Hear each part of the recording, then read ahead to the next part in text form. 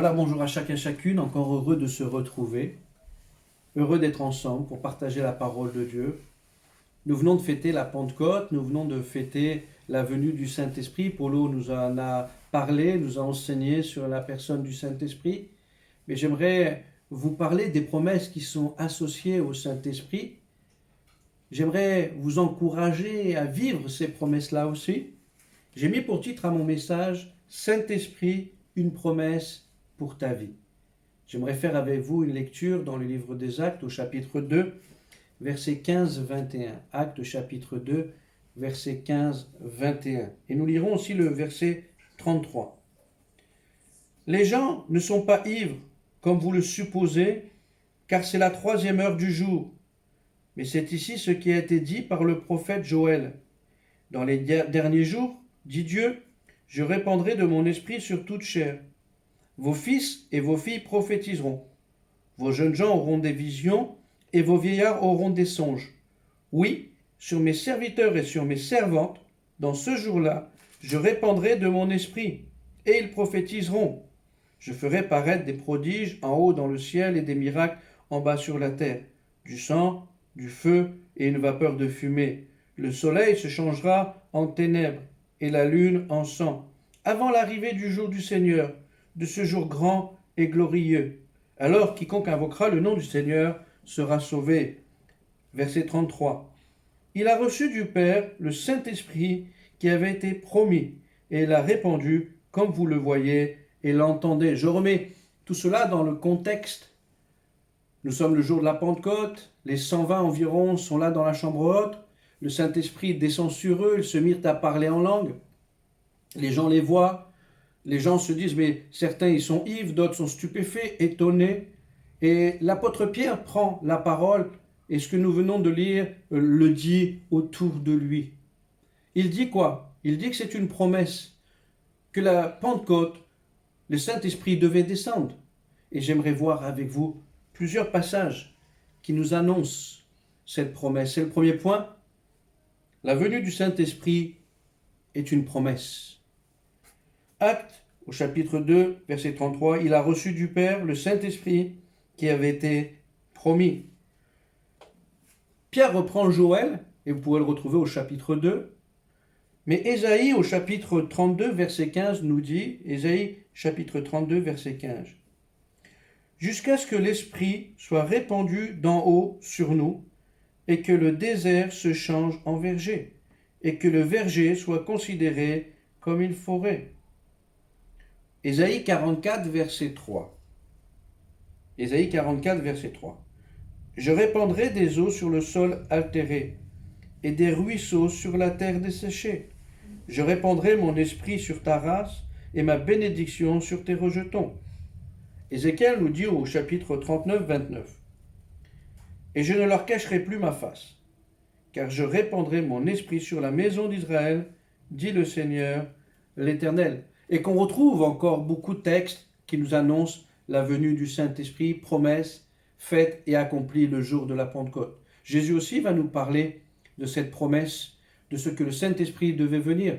Jean au chapitre 14, versets 16 et 17 nous dit, Jean 14, versets 16-17, et moi, je prierai le Père, et il vous donnera un autre consolateur, afin qu'il demeure éternellement avec vous. L'Esprit de vérité que le monde ne peut recevoir, parce qu'il ne le voit point et ne le connaît point.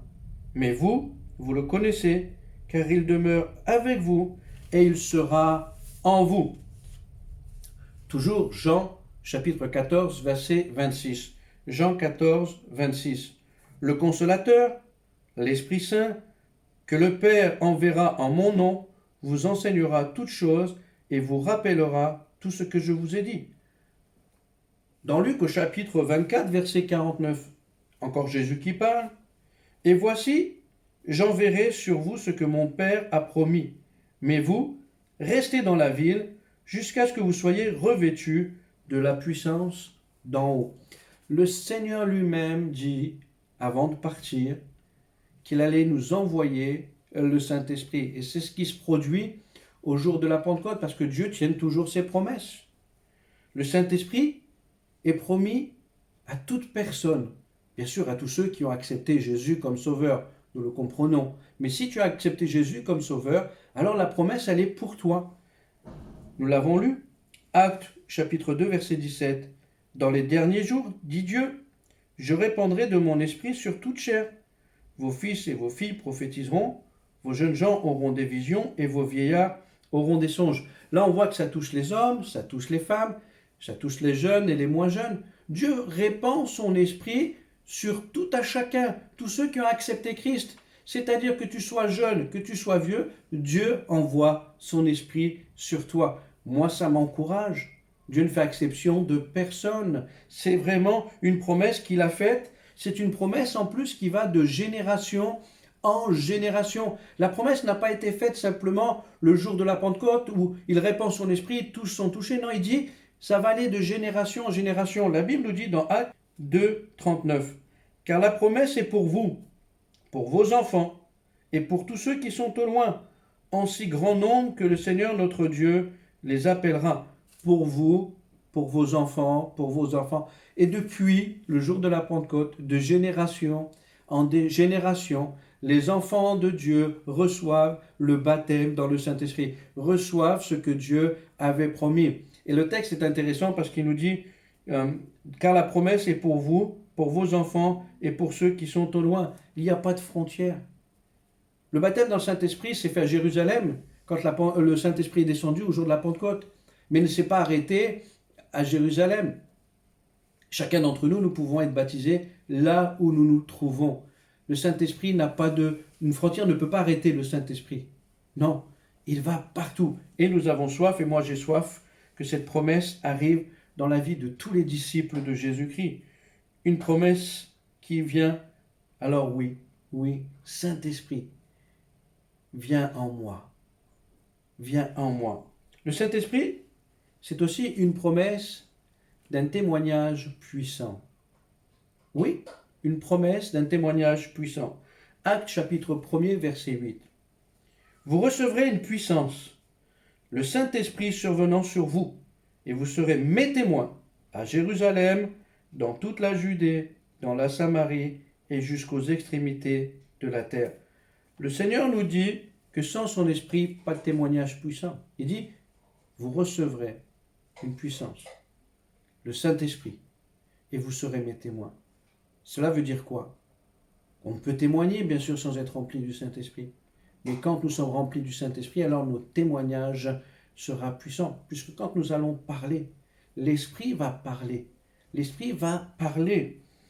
J'aime beaucoup, Paul va écrire à Timothée, dans sa deuxième épître, au chapitre 1er, verset 7. 2 Timothée, chapitre 1er, verset 7.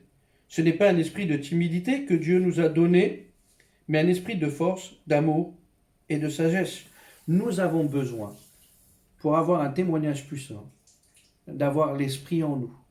L'esprit en nous. D'ailleurs, Étienne, vous vous souvenez d'Étienne?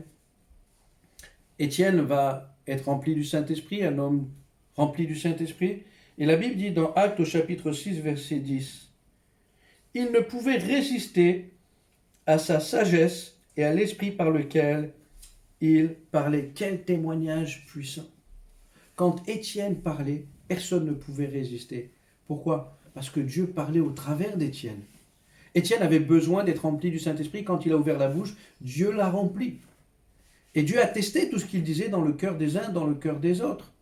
Alors je vous encourage à être rempli du Saint-Esprit, d'ailleurs à être continuellement rempli du Saint-Esprit, et vous aurez un témoignage puissant. Vous allez parler de la part de Dieu dans les vies des hommes et des femmes. Le Saint-Esprit est aussi pour nous, pour toi, pour moi, une promesse de devenir prophétique. Notre point, le Saint-Esprit, une promesse de devenir prophétique. Nous l'avons lu, Actes chapitre 2, verset 18. Oui, sur mes serviteurs et sur mes servantes, dans ces jours-là, je répandrai de mon esprit et ils prophétiseront. Le Seigneur nous promet d'entrer dans la vie prophétique quand nous sommes remplis de l'esprit. D'ailleurs, Paul va dire dans 1 Corinthiens chapitre 14, verset 31, « Vous pouvez tous prophétiser successivement, afin que tous soient instruits et que tous soient exhortés. » Oui, tu as reçu l'esprit. l'Esprit t'ouvre la porte à entrer dans le prophétique afin que ceux qui sont autour de toi soient consolés, exhortés et encouragés.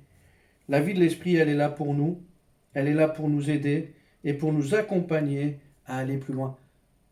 Parfois, on retrouve dans la parole de Dieu que des hommes, des femmes vont être remplis du Saint-Esprit, se mettre à parler en langue. Et puis il y a un détail que j'aimerais voir avec vous dans Actes chapitre 19, verset 6. Actes 19, verset 6. Lorsque Paul leur eut imposé les mains, le Saint-Esprit vint sur eux, et ils parlèrent en langue et prophétisaient. Waouh! Parfois c'est instantané. Les personnes, les hommes, les femmes qui ont accepté Christ reçoivent le baptême dans le Saint-Esprit, se mettent à parler en langue et ils prophétisent. Mais bien souvent, et nous le verrons dans notre conclusion, nous devons aspirer à la vie prophétique. Et alors que nous aspirons, le Seigneur nous donne. Le Saint-Esprit, c'est aussi une promesse de vivre le miraculeux.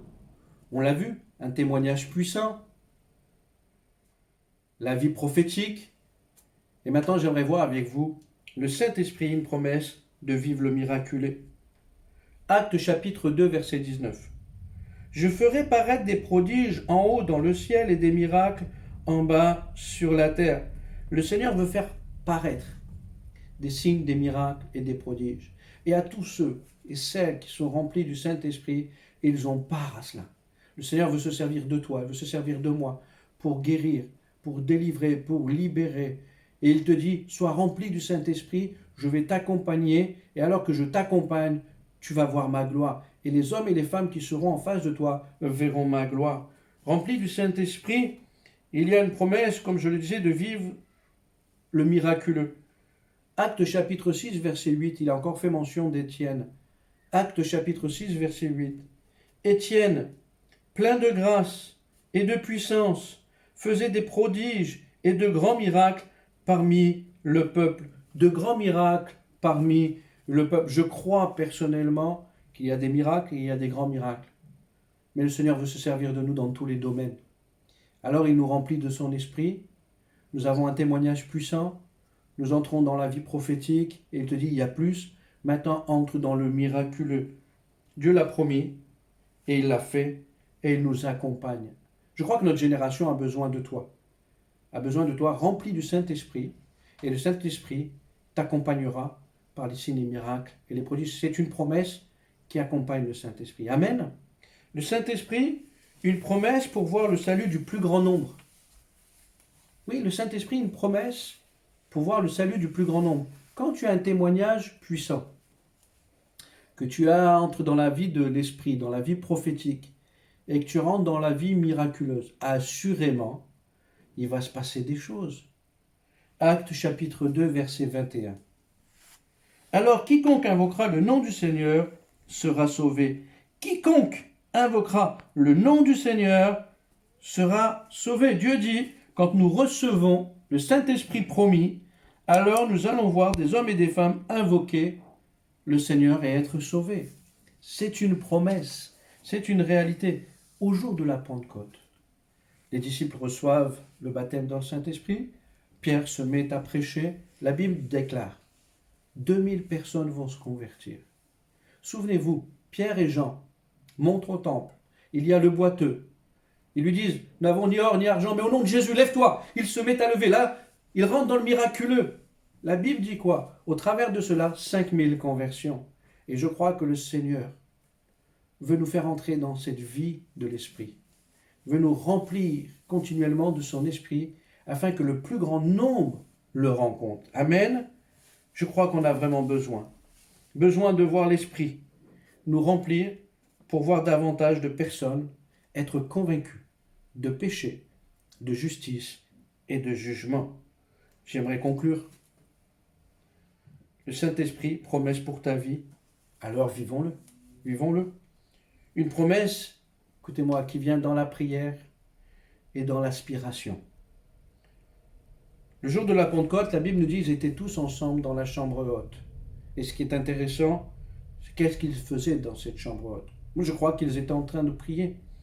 Actes chapitre 1er, verset 13-14 nous dit « Quand ils furent arrivés, Ils montèrent dans la chambre haute où ils se tenaient d'ordinaire.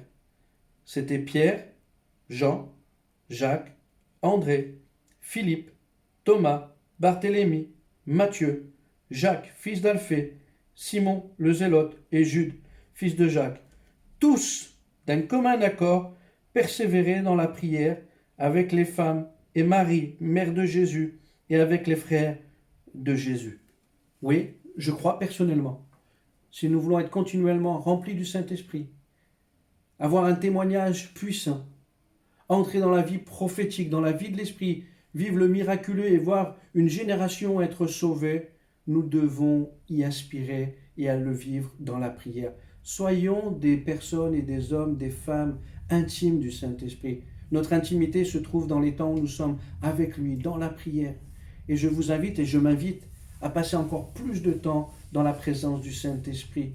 Oui, pour parler en langue, bien sûr, pour s'édifier, mais pour aspirer à vivre le prophétique, pour aspirer à vivre les dons du Saint-Esprit, pour aspirer à vivre le miraculeux, mais aussi pour avoir un témoignage puissant, pour pouvoir parler comme lui parlerait, avec autorité, mais avec amour et compassion.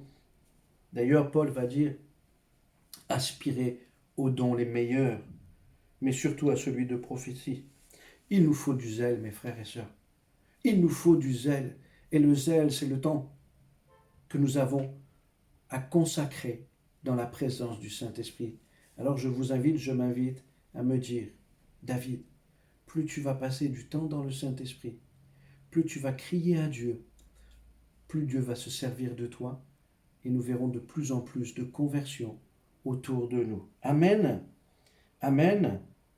J'ai écrit, nous sommes assoiffés de voir le salut de notre génération et de voir des signes, des miracles et des prodiges. Oui, nous sommes assoiffés. Je sais que vous avez envie de le vivre. Alors, prenons du temps dans les Saint-Esprit. J'aimerais qu'on puisse maintenant prier. Seigneur notre Dieu, tu nous avais fait la promesse de la venue de ton Esprit. Cela avait été annoncé par tes prophètes, par notre Seigneur Jésus. Et tu l'as accompli au jour de la Pentecôte. Seigneur, merci parce que tu tiens tes promesses, elles s'accomplissent, elles sont oui et amen. Alors Seigneur, merci parce que tu nous remplis jour après jour, tu nous renouvelles dans ton esprit. Mais je sais une chose, Seigneur, c'est que remplis du Saint-Esprit, nous avons un témoignage puissant. Nous sommes remplis de Saint-Esprit, nous pouvons parler comme jamais. Merci parce que remplis du Saint-Esprit, tu nous ouvres la porte à la vie prophétique. Et nous pouvons entrer dans les dons spirituels. Merci parce que remplis du Saint-Esprit, tu nous ouvres la porte à vivre le miraculeux. Tout cela pour voir une génération sauvée. Nous voulons nous attendre à un réveil. Alors oui, par ton esprit, remplis-nous, réveille-nous, et que nous puissions le voir s'accomplir dans notre génération. Je bénis ton nom, Seigneur. Oui, je te demande plus de ta présence, plus de ton esprit, en moi, en chacun d'entre nous. Seigneur, nous avons soif de toi. Dans le nom de Jésus. Amen. Amen. Soyez richement bénis. Cherchons ensemble, cherchons individuellement la présence du Saint-Esprit et attendons-nous à ses promesses. Il a dit que tu auras un témoignage puissant et que tu serais accompagné par des signes, des miracles, des prodiges, par la vie de l'Esprit. Alors je veux le croire. Nous commençons le déconfinement, nous sortons. C'est peut-être l'occasion de pouvoir témoigner et de voir la gloire de Dieu. Je vous dis à bientôt. Nous continuons à prier pour vous et nous savons que vous priez pour nous. Et je vous dis à bientôt.